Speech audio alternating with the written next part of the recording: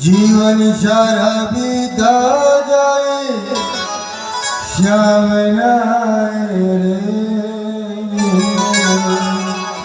अरे गोविंद, पूरा जीवन बीतता चला जा रहा है, तेरे दर्शन का मुझे जैसे आता। बोले विष्णु महापुराण की जय। श्री राधे। आज पाराशर ऋषि मैत्री जी को बड़ी सुंदर कथाएं सुना रहे हैं गुरु जय श्री राधे। और आगे कथा सुनाते हैं। इसी क्रम में मेरे परशुराम जी की भी कथा आती है बोलो जय श्री राधे, जिन्होंने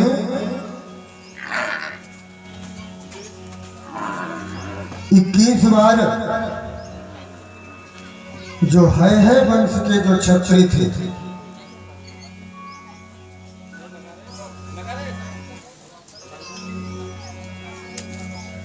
उनका वध किया था।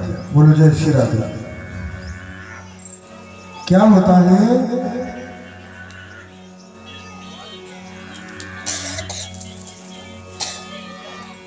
एक समय ऐसा आया कि एक राजा था जिसका नाम था सहस्त्रार्जुन, कार्तवीर अर्जुन। 1000 भुजाएं थी।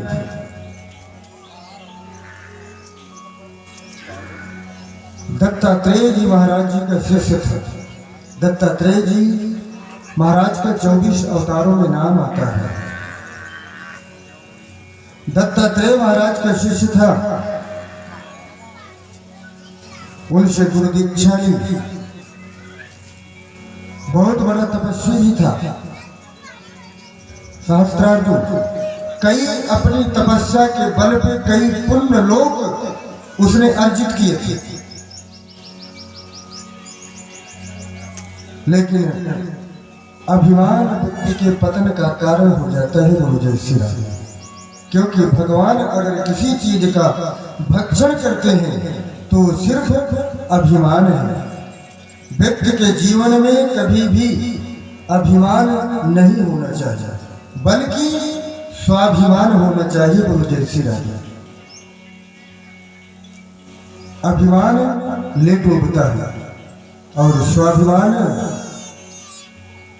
गोविंद तक ले जाता है गुरु जय श्री राधे।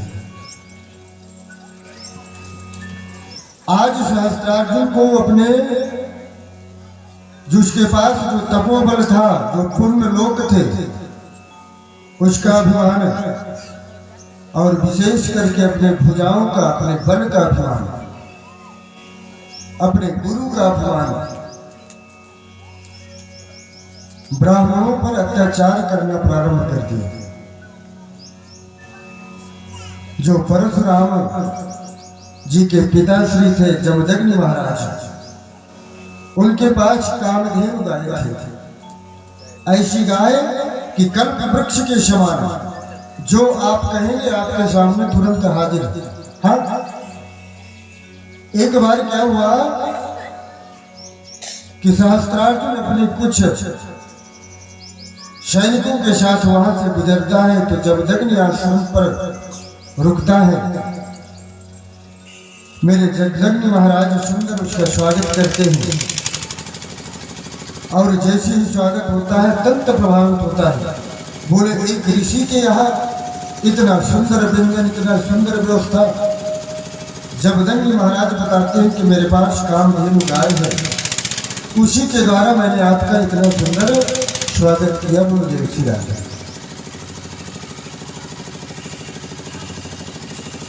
सहस्त्रार्जुन के मन में विचार आता है कि ऐसी गाय तो हमारे पास होनी चाहिए। बोलो जय श्री राधे। लोभ सकल व्याधि कर मूला। बोलो जय श्री राधे। जिस व्यक्ति के जीवन में लोभ आ गया, उस व्यक्ति का नष्ट होना, पतन होना उसी दिन से, उसी क्षण से प्रारंभ हो जाता है। बोलो जय श्री राधे। तुलसीदास जी रामचरितमानस में कहते हैं, हानि लाभ जीवन मरण जस अपजस विधि हारा। जीवन में कितना आपका नुकसान होना है, जीवन में कितना आपको लाभ मिलना है। हानि लाभ जीवन मरण, आपका जीवन कितना रहेगा, मृत्यु कब होगी, यश अपयश, आपकी कीर्ति आपकी अपकीर्ति अपमान, हाँ अपयश, ये विधाता के हाथ में है। तो जिन चीजों में अपना जोर ना हो, उन चीजों में उन कार्यों में ज्यादा प्रयत्न नहीं करना चाहिए। गुरु जय श्री राधे। ये चीजें सत्कर्म से मिलती हैं, क्योंकि ये परमात्मा के हाथ में है। आज सहस्त्रार्जुन सोचता है कि ऐसी गाय तो हमारे राजमहल में होनी चाहिए। गुरु जय श्री राधे। याचना करता है, लेकिन जमदग्नि महाराज साफ इनकार कर देते, महाराज मैं नहीं दे सकता। क्यों? बोले वशिष्ठ जी महाराज जी की मेरी ये धरोहर है, मुझे वशिष्ठ जी महाराज ने दी है, और ये मेरे हवन आदि कार्य कृत्य के लिए जो घी आदि लगता है, जो सामग्री लगता है, इसी गाय के द्वारा होता है, मैं आपको ये नहीं दे सकता। आज सहस्त्रार्जुन को क्रोध आ जाता है और जबरदस्ती उस कामधेनु को लेना चाहता है। जमदग्नि महाराज ने कामधेनु जो से कहा, आप अपनी रक्षा स्वयं करें। बोलो जय श्री राधे। और जैसे ही कामधेनु से ये कहते हैं जमदग्नि महाराज, आज कामधेनु के उदर से असंख्य सैनिक निकलने पड़ते हैं, असंख्य सैनिक निकलते हैं, और जो सहस्त्रार्जुन के सैनिक है उनसे युद्ध होता है, और सहस्त्रार्जुन के सैनिक कामधेनु के सैनिकों से हार जाते हैं, परास्त हो जाते हैं। अंत में सहस्त्रार्जुन जो है छद्म भेष, यानी जमदग्नि महाराज की गर्दन पर तलवार रख करके कामधेनु को कहता है कि अपने सैनिक रोक लो, नहीं तो मैं इनका वध कर दूंगा। बोलो जय श्री राधे। आज कामधेनु अपने सैनिकों को रोकती है, कामधेनु को लेकर के जाता है, लेकिन वहां पर जो भी याचना करते हैं उनको कोई सामग्री नहीं प्राप्त होती।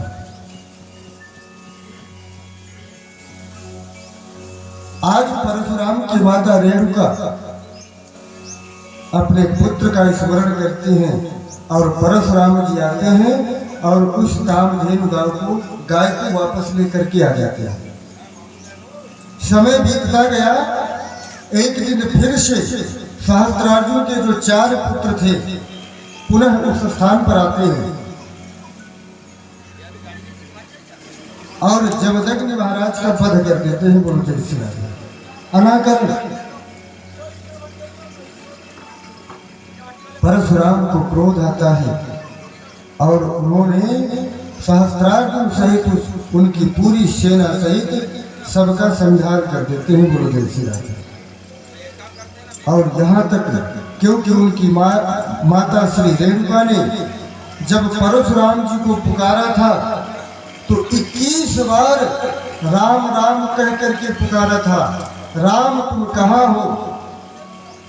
इसलिए परशुराम जी ने 21 बार, उनका ये ध्येय था कि मेरी माता श्री ने 21 बार आर्तनाद किया है, तो मैं 21 बार इस पृथ्वी को क्षत्रियों से हीन कर दूंगा। बोलो जय श्री राधे।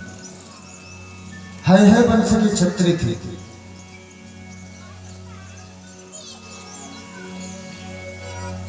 मेरे परशुराम जी महाराज सुंदर प्रायश्चित करते हैं, भोलेनाथ के भक्त हैं और नारायण के अंश अवतार हैं।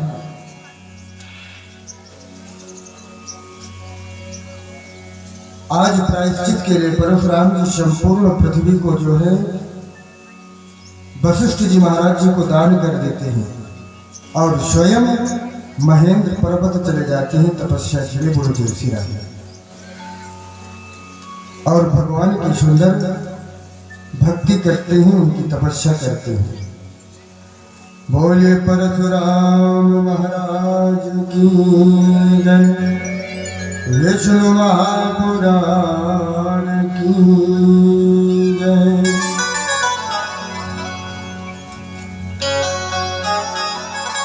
आज पराशर ऋषि शौनकादिक ऋषियों से मैत्रेय जी से कहते हैं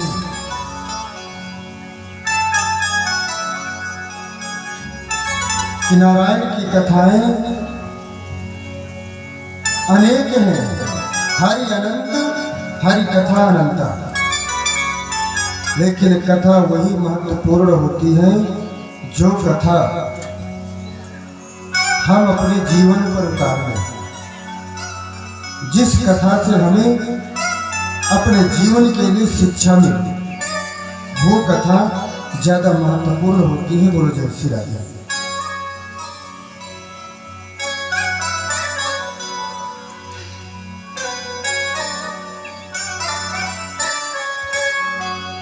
आज पराशर ऋषि महाराज मैत्रेय जी को श्राद्ध कर्म के विषय में बताते हैं, क्योंकि परशुराम जी ने अपने पिता का ऐसा सुंदर कार्य किया कि अपने पिता को सप्त ऋषियों की श्रेणी में बिठा दिए, बोलो जय श्री राम। हर बेटे का कर्तव्य है कि अपने माता पिता का श्राद्ध अवश्य करना चाहिए। जब पुत्र अपने पिता का श्राद्ध करता है, श्राद्ध कर्म आदि कृत्य करता है, तभी वो संतान कहलाने योग्य होता है, बोलो जय श्री राम।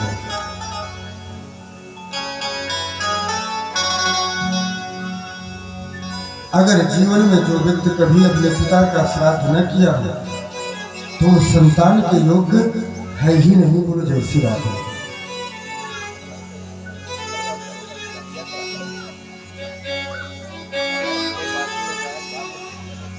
आज परशुराम जी महाराज अपने पिता को सप्तऋषियों की श्रेणी में बिठा देते हैं अपने तपस्या के बल पर, और पितृ ऋण से मानो उऋण हो गए, बोलो जय श्री राम। मात्र ऋण से नहीं उऋण हो, सोचते हैं परशुराम की मात्र ऋण से भी उऋण हो जाऊं तो एक बड़ा सा पत्थर पेट में बांधते हैं, लेकिन मां के पेट में जो गर्भ रहता है वो हर अवस्था में हमेशा रहता है 9 महीने। एक भी दिन उस पत्थर को अपने पेट में न रख पाए परशुराम, खोल करके नीचे रख दिया। बोले दुनिया का कोई भी पुत्र मात्र ऋण से उऋण नहीं हो सकता। परशुराम जी अपने पितृ ऋण से उऋण हो चुके थे, बोलो जय श्री राम। जब उन्होंने अपने पिताश्री को सप्त ऋषियों की श्रेणी में पहुंचा दिया, उनके पिता का नाम सप्त ऋषियों में आता है।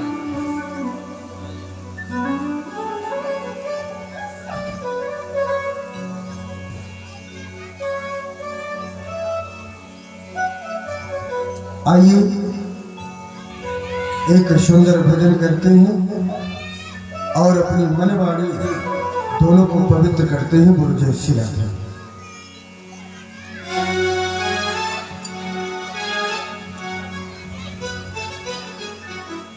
इसके आगे की जो कथा है मेरे राम जी की कथा है, मर्यादा पुरुषोत्तम श्री राम। श्री राम बड़ी सुंदर भावना शीर्ष। एक भजन है कि जग में सुंदर है 2 नाम, चाहे कृष्ण कहो या राम, बोलो जय श्री राम।